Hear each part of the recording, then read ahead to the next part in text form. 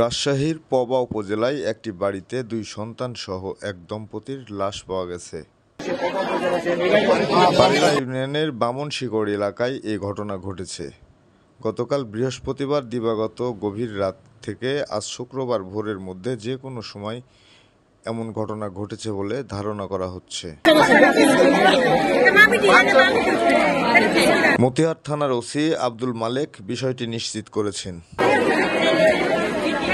মৃতরা হলেন মনিরুল, তার স্ত্রী মনিরা এবং তাদের 2 সন্তান মিথিলা ও মাহিম। তাদের বয়স নিশ্চিত হওয়া যায়নি। প্রাথমিকভাবে জানা গেছে মৃত্যুর আগে মনিরুল একটি সুইসাইড নোট লিখে গেছেন। নোটে তিনি ঋণগ্রস্ত এবং প্রচণ্ড অভাবের কথা উল্লেখ করেন। মতিহার থানার ওসি আব্দুল মালেক বলেন, ঘটনাস্থলে ইতিমধ্যেই পুলিশ পাঠানো হয়েছে। আমি নিজেও সেখানে গিয়েছিলাম। এখন বিস্তারিত কিছু বলতে পারছি না, তবে ধারণা করা হচ্ছে মনিরুল তার স্ত্রী সন্তানদের শ্বাসরোধে হত্যার পর নিজে আত্মহত্যা করেছেন। লাশ সেখান থেকে উদ্ধারের পর রাজশাহী মেডিকেল কলেজের মর্গে পাঠানো হয়েছে। দেখুন বিস্তারিত।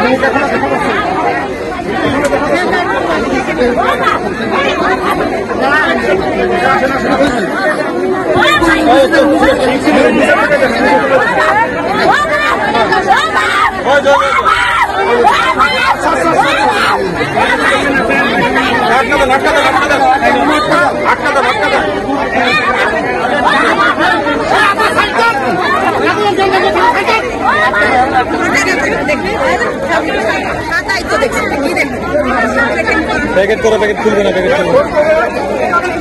খুলবে